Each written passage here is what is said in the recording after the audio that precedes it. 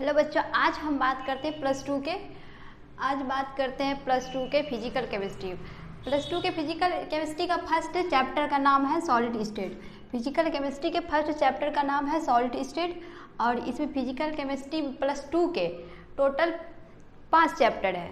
पहला चैप्टर का नाम है सॉलिड स्टेट, दूसरा चैप्टर का नाम है सॉल्यूशन, तीसरा का नाम है केमिकल काइनेटिक्स, फिर चौथा का नाम है इलेक्ट्रोकेमिस्ट्री और पांचवा का नाम है सरफेस केमिस्ट्री। ये 5 चैप्टर में आज हम पहली चैप्टर स्टार्ट कर रहे हैं सॉलिड स्टेट। और सॉलिड स्टेट में सॉलिड का बात करेंगे। ऐसे तो लिक्विड और गैस दोनों होता है, तो लिक्विड तो इसके बाद जो सॉल्यूशन चैप्टर आएगा उसमें लिक्विड के बारे में बताया जाएगा और इस चैप्टर में बेसिकली सॉलिड के बारे में सिर्फ बताया जाएगा। देखिए सॉलिड का डिफिनेशन, सॉलिड किसे कहते हैं? देखिए arrangement of the constituent particle atom molecules are fix है। इसमें ये कह रहा है arrangement of constituent particle. Constituent particle किसे कहते हैं? जिसमें एटम हो, मॉलिक्यूल और आयन हो, तीनों मिला के उसको बोलते हैं हम कंस्टिट्यूएंट पार्टिकल। जिसमें तीनों हो, एटम भी हो, मॉलिक्यूल भी हो, आयन भी हो। तो फिर देखिए ये आपका हो गया सॉलिड का डिफिनेशन, सॉलिड किसे कहते हैं। फिर देखिए आप इसमें लिक्विड के बारे में नहीं बता, लिक्विड इससे अगला चैप्टर जो आएगा उसमें लिक्विड के बारे में बताया जाएगा। लेकिन लिक्विड क्या होता है, थोड़ा सॉलिड और लिक्विड के और गैस तीनों को थोड़ा एक बार एक साथ बता देते हैं। देखिए सॉलिड ये होता है कि जिसमें जो पार्टिकल होता है बहुत ज़्यादा सटा पास होता है, और जो लिक्विड का होता है पार्टिकल वो मूव करता है लेकिन इंटरेक्शन बना हुआ रहता है लिक्विड का। और जो गैस का जो पार्टिकल होता है वो फ्री मूव करता है सारा, वो किसी के बीच इंटरेक्शन नहीं होता। कोई अगर एटम है, एटम जुड़ा हुआ है, उसके बीच कोई इंटरेक्शन नहीं होता, वो फ्री मूव करता है। और सॉलिड फिक्स होता है। और गैस का जो मॉलिक्यूल होता है वो मतलब फ्रिक्शन या अट्रैक्शन में, मतलब वो सारा जुड़ा हुआ रहता है और गैस का फ्री मूव करता है। देखिए अब हम बात करते हैं, ये तो आप सॉलिड का डिफिनेशन समझ गए। सॉलिड का डिफिनेशन है अरेंजमेंट ऑफ कंस्टिट्यूएंट पार्टिकल, समझ गए। जो कंस्टिट्यूएंट पार्टिकल जिसको हम बोलते हैं एटम, मॉलिक्यूल, आयन, ये मेन है। देखिए इसको हेडलाइन से घेर दीजिए। तो फिर आता है ये सॉलिड। सबसे पहले सॉलिड स्टेट का जो एनसीईआरटी का पहला पेज है उसमें यही बताया है सॉलिड के बारे में कि कंस्टिट्यूएंट पार्टिकल है, इसमें सारा फिक्स होता है। और ये जो इनकम्प्रेसिबल होता है, मतलब सॉलिड को आप दबा नहीं सकते हैं आसानी से क्योंकि सारा पार्टिकल उसका पास होता है।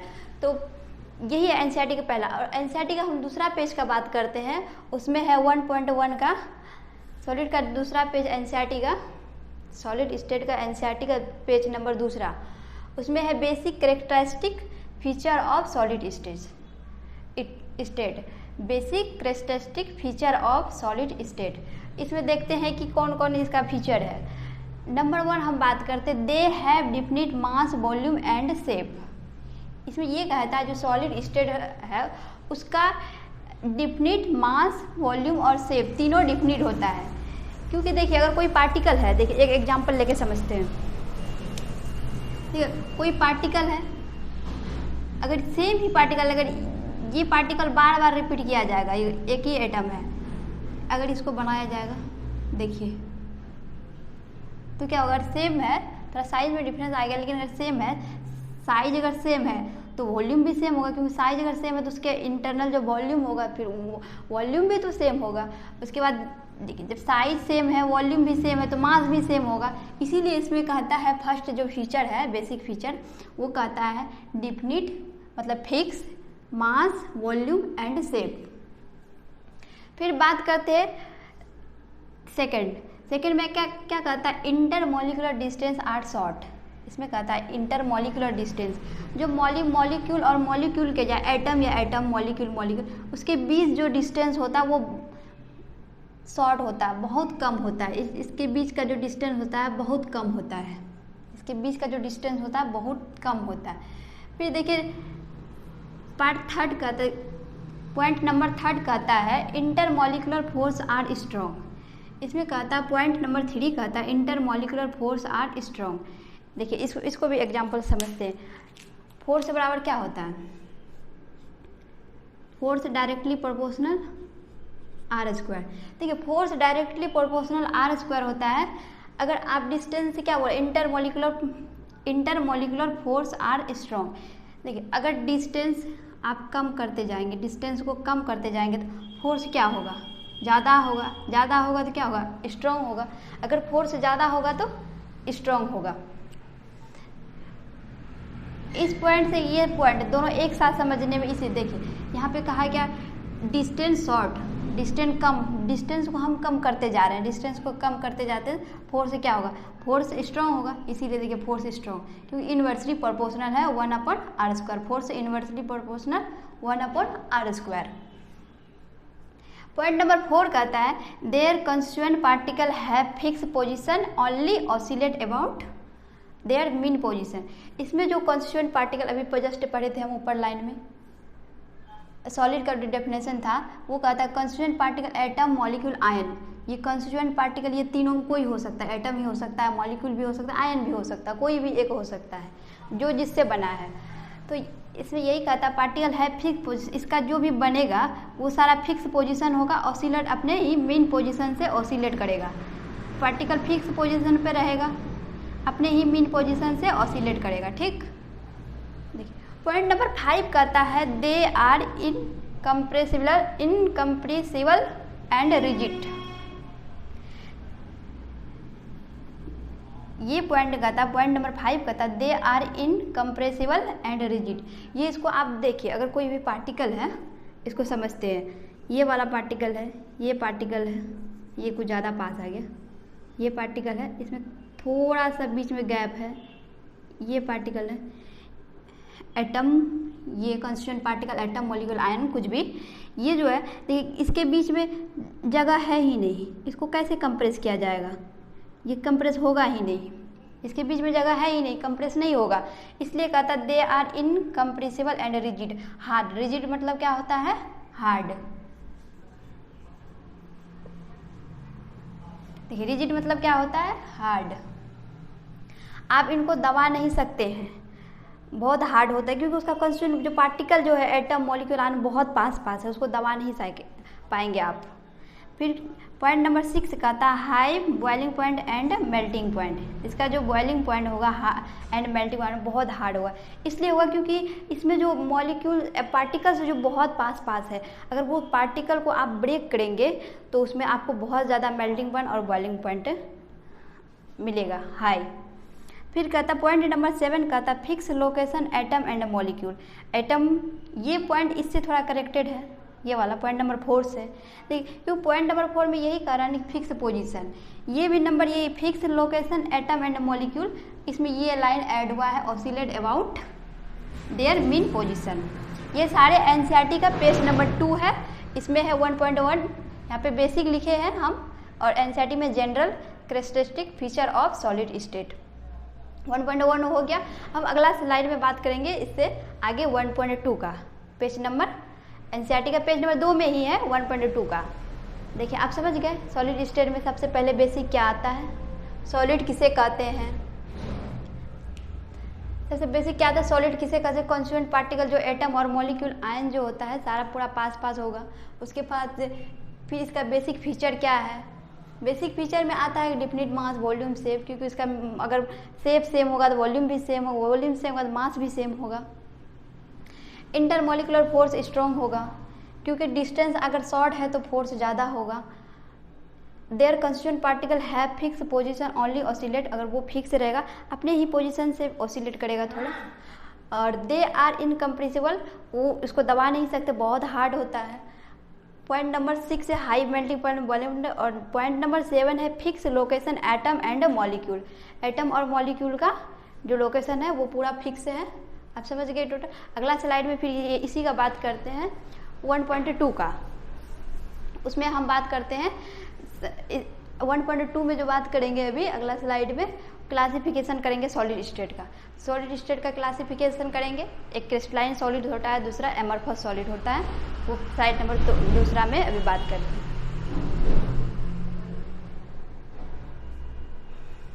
देखिए बच्चों पहला स्लाइड कंप्लीट हो चुका, अब हम दूसरा स्लाइड पे आए हैं। दूसरा स्लाइड में है क्लासिफिकेशन ऑफ सॉलिड।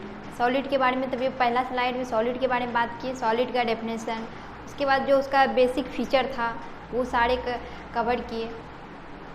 अब दूसरा एनसीईआरटी का दूसरा ही पेज था, वो भी दूसरा पेज था, लेकिन वो 1.1 था, ये है 1.2, और वो था कि बेसिक फीचर था उसमें वो बताएं। अभी है एनसीईआरटी का पेज नंबर 2 ही है, इसमें है क्लासिफिकेशन ऑफ सॉलिड। तो देखिए classification of solid, arrangement of constituent particle, तभी आपको बताए थे पहले वाला स्लाइड में कि कंस्टिट्यूएंट पार्टिकल वो होता है जो एटम, मॉलिक्यूल, आयन, ये तीनों। उसके बाद इसमें देखिए constituent particle solid are solid classified 2 type. जो अरेंजमेंट होगा कंस्टिट्यूएंट पार्टिकल का, उसके बेसिस पे सॉलिड को 2 भाग में डिवाइड किया गया, 2 टाइप। पहला है क्रिस्टलाइन सॉलिड, दूसरा है एमरफस सॉलिड।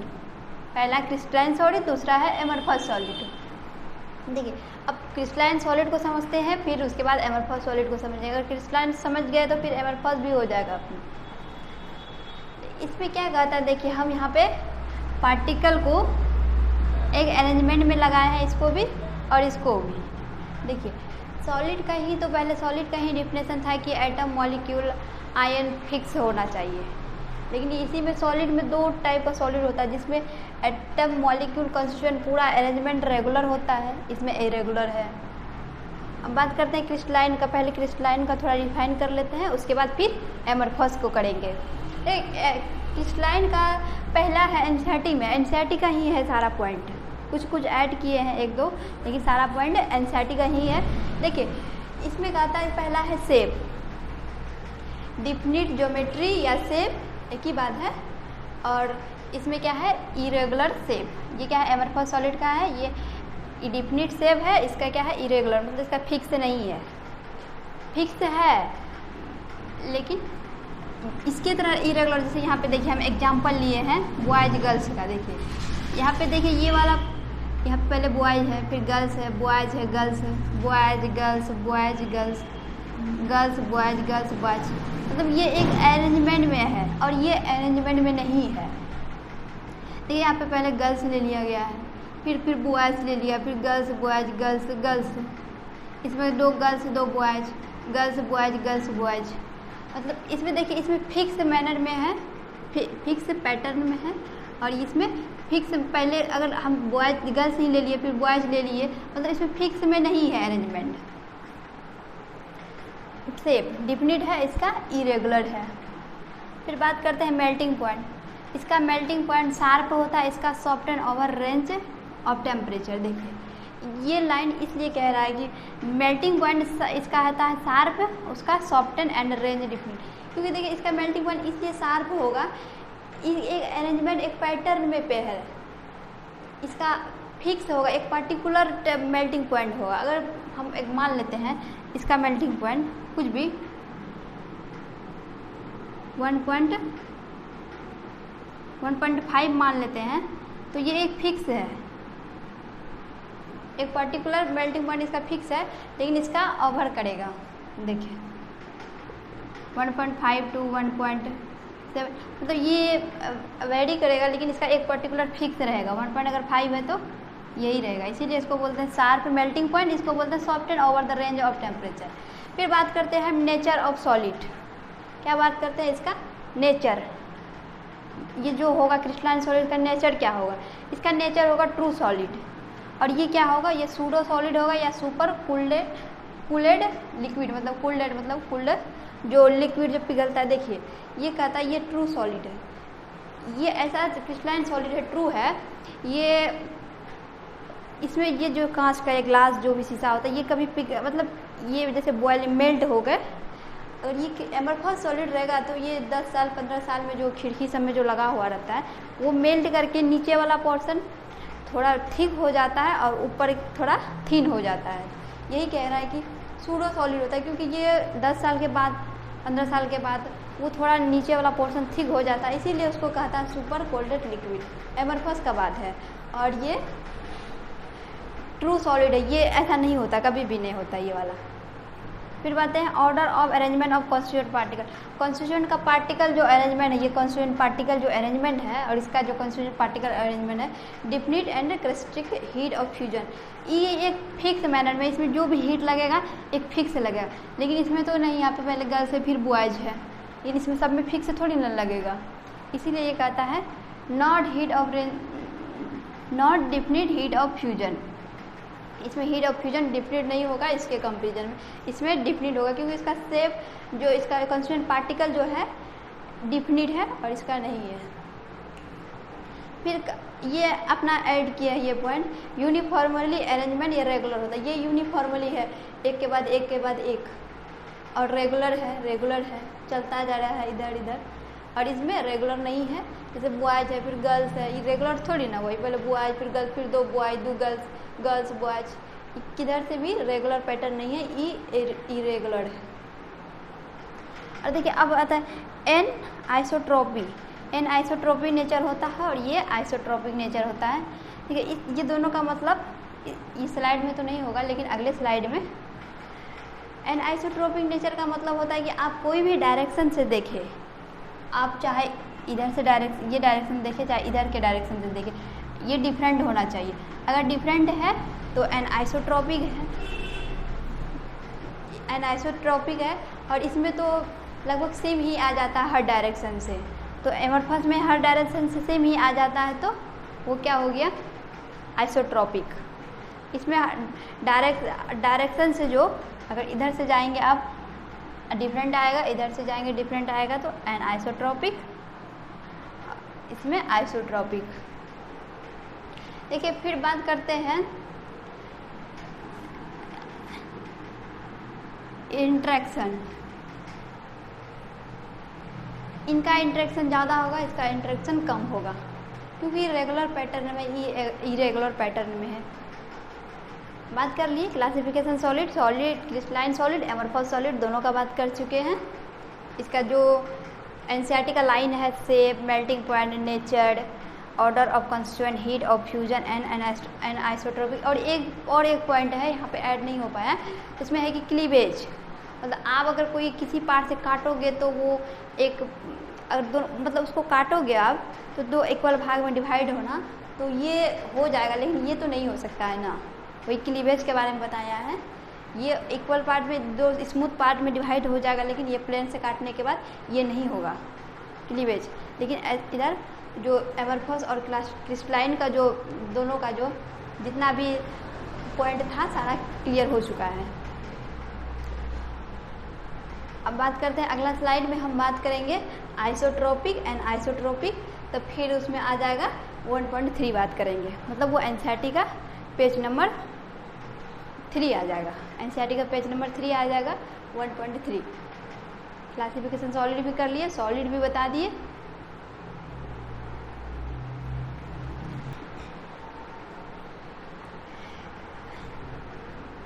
देखो बच्चों, स्लाइड 1, स्लाइड 2 और स्लाइड ये 3rd है। स्लाइड 1, 2 हो चुका है, ये स्लाइड 3rd है। तो इसमें बात करते हुए क्लासिफिकेशन ऑफ सॉलिड का ही एक बच गया था पॉइंट नंबर F। वो था क्या, एन आइसोट्रोपिक। और ये जो एमरफस सॉलिड होता है ये क्या होता है, आइसोट्रोपिक। ये समझेंगे कि एन आइसोट्रोपिक किसे कहते हैं, आइसोट्रोपिक किसे कहते हैं। ये पॉइंट थोड़ा ज़्यादा डिफिकल्ट था, इसीलिए इसको अलग स्लाइड में कवर किए। देखिए एन आइसोट्रोपिक कहते हैं, ये जो क्रिस्टलाइन सॉलिड का एन आइसोट्रोपिक इसका कहते हैं एन आइसोट्रोपिक इन नेचर। यहाँ पे एन आइसोट्रोपिक इन नेचर होता है।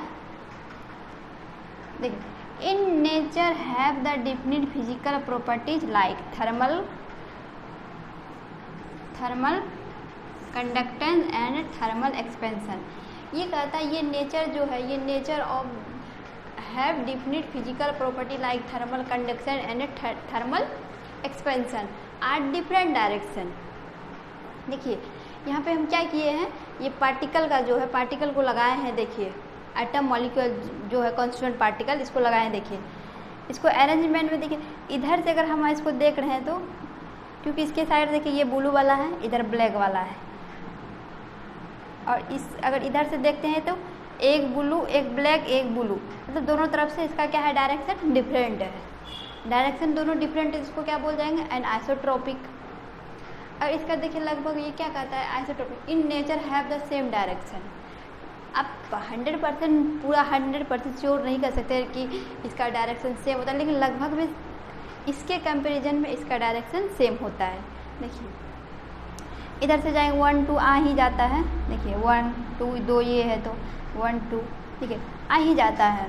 तो इसीलिए इसका जो डायरेक्शन होता है सेम होता है, इसका डायरेक्शन डिफरेंट होता है। तो इसीलिए इसमें फिजिकल देखो ऐसा फिजिकल इसका प्रॉपर्टी जो इसका वैल्यू जो होता है डिफरेंट होता है और इसका वैल्यू जो होता है सेम होता है। आइसोट्रोपिक का जो फिजिकल प्रॉपर्टीज़ का वैल्यू है इसमें डिफरेंट होता है, इसमें सेम होता है। इसका एग्जांपल है thermal conduction and thermal expansion. फिर बात आते हैं एनसीईआरटी में एक डायग्राम बनाया हुआ है 1.1 का है, हाँ 1.1 का डायग्राम है बनाया हुआ है, सिलिका के बारे में समझाया है। फिगर है 1.1 ही है, हाँ 1.1 का ही डायग्राम है, 1.1 ही जो फिगर है समझाया गया है। देखिए सिलिका Si2 सॉलिड होता है, इसको आप हीट करने के बाद फिर कूलिंग करेंगे, आप ठंडा मतलब गर्म करने के बाद जब ठंडा करेंगे तो ये क्या होगा, बन जाएगा सिलिका गिलास Si2 सॉलिड। ये किस कंस्टिट्यूएंट पार्टिकल Si2 है, इसका भी कंस्टिट्यूएंट पार्टिकल Si2 है। ये एमरफस का एग्जाम्पल है, ये क्रिस्टलाइन का एग्जाम्पल है। डायग्राम में दिया हुआ है एनसीईआरटी। देखिए रुकिए आपको एनसीईआरटी दिखाते हैं एक बार।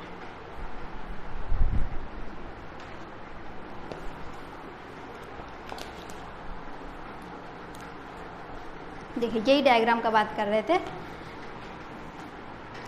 ये हुआ आपका ये वाला डायग्राम जो है, देखिए क्वार्ट्ज एंड क्वार्ट्ज ग्लास। अगर आप इसको क्वार्ट्ज को अगर हीट करके उसका कूलिंग करेंगे तो क्वार्ट्ज ग्लास बन जाएगा। ये एमरफस का एग्जाम्पल हो जाएगा, ये क्रिस्टलाइन का एग्जाम्पल। यही दोनों डायग्राम के 1.1 का डायग्राम के बारे में बात किए थे, क्रिस्टलाइन एमरफस के बारे में ये डायग्राम। और ये जो समझाए हैं एनआइसोट्रोपिक, ये वाला डायग्राम देखिए, ये डायग्राम है, ये वाला 1.2 का डायग्राम है। ये फिगर 1.1 1.2 का है। देखिए एनआइसोट्रोपिक क्रिस्टलाइन डिफरेंट अरेंजमेंट है, इधर से डिफरेंट है, इधर से डिफरेंट, लेकिन इसमें सेम है। और इसका एग्जांपल है ग्लास, रबर, पॉलीमर। देख लिए एनसीईआरटी भी क्लियर हो गया और एनसीईआरटी का सॉलिड स्टेट का एनसीईआरटी पेज नंबर 1, 2 हो गया है क्लियर। और एनसीईआरटी का हर एक लाइन कवर किया गया है। 12th बोर्ड में जो भी सवाल आएगा और नीट में एनसीईआरटी के जो भी लाइन से बन सकता है सारा लाइन को अच्छे से कवर किया गया है।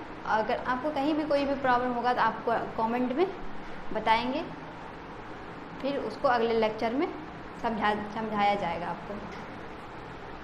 फिर बात करते हैं बच्चों अगले लेक्चर के बारे में। अगले लेक्चर